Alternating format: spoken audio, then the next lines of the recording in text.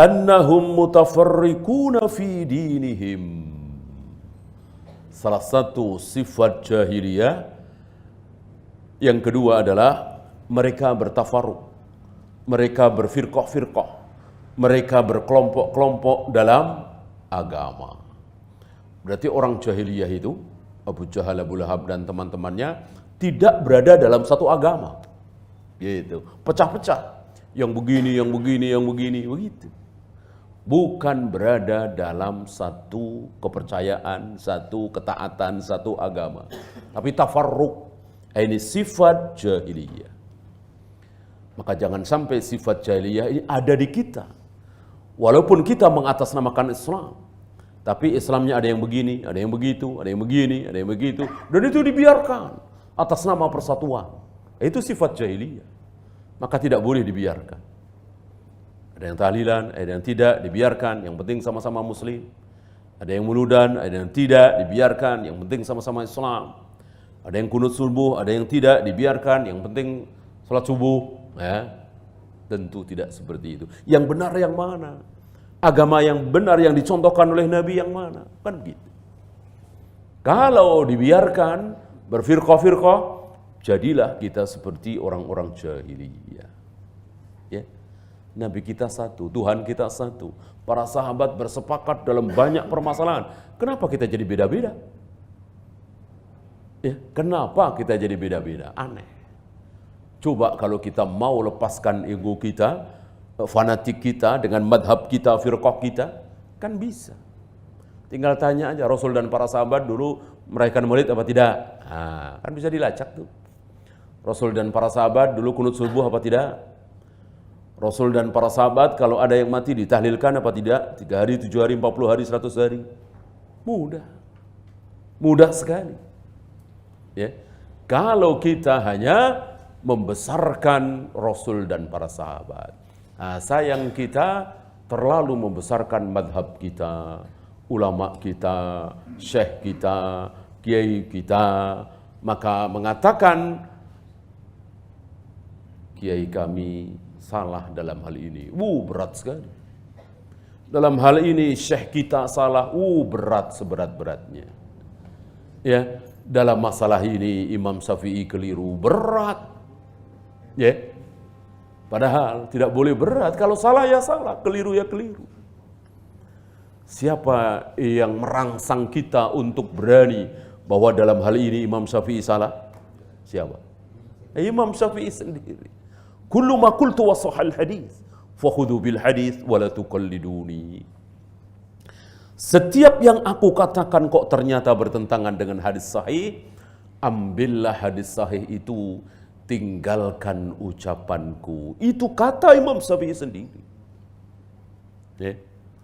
Madhabku adalah hadis sahih. Maka jika ada pendapatku, madhabku bertentangan dengan hadis sahih, maka aku rujuk. Aku kembali kepada kebenaran. Baik ketika aku masih hidup, atau sudah mati dalam kuburku, aku rujuk.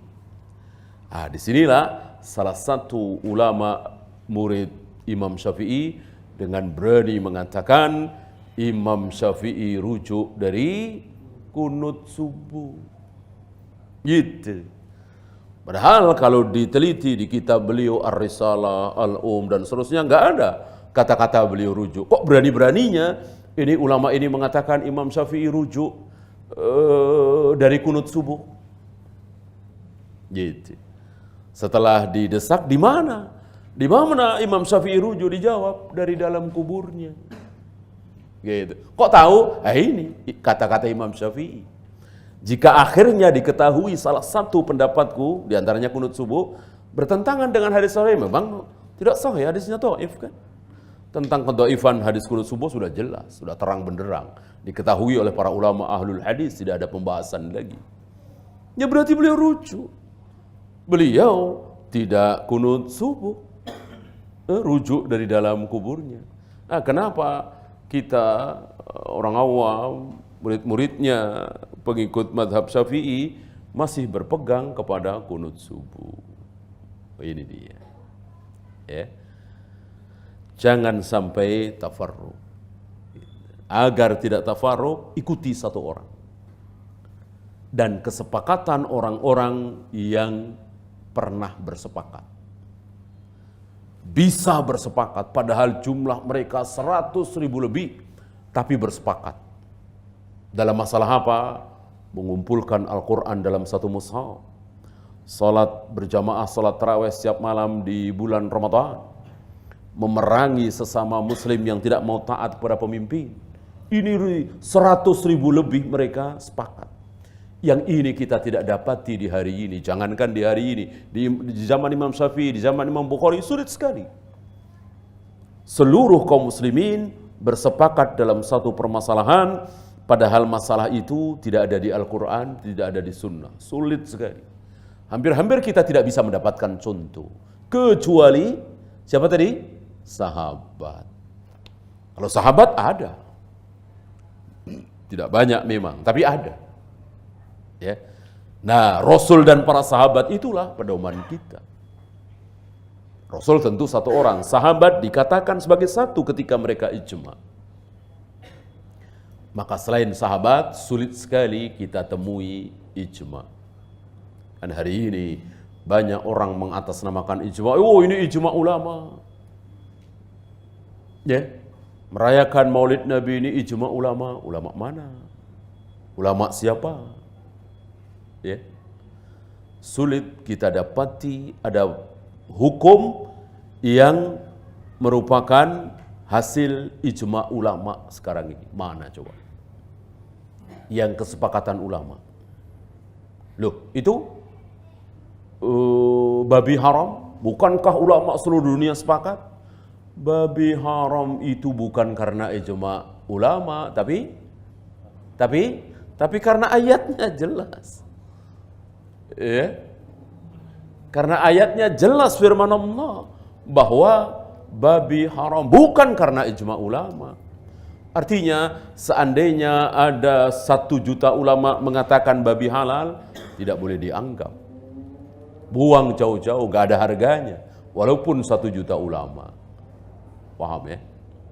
Gak ada. Ya. Produk hukum hasil dari ijma ulama hari ini mana? Tidak ada. Kalau sahabat ada. Di Al-Quran tidak ada, di hadis tidak ada. Tapi sahabat sepakat dalam masalah itu ada. Ada. Termasuk ketika memandikan mayat Nabi tanpa dibuka pakaian beliau. Ini nggak ada di ayat, nggak ada di hadis. Kalau beliau harus dikubur di titik di mana beliau wafat, kan jelas itu sabda beliau. Tapi tentang memandikan mayat beliau, tidak usah dibuka pakaian beliau, cukup disiram dengan air saja. Ini tidak ada di ayat, tidak ada di hadis. Tapi para sahabat sepakat. Nah, ketika sahabat sepakat, tentu pasti benar. Siapa yang menjamin benar? Nabi SAW. La tajtami'u ummati 'ala ad-dalalah. Tidak mungkin para sahabatku bersepakat dalam kesalahan. Ya.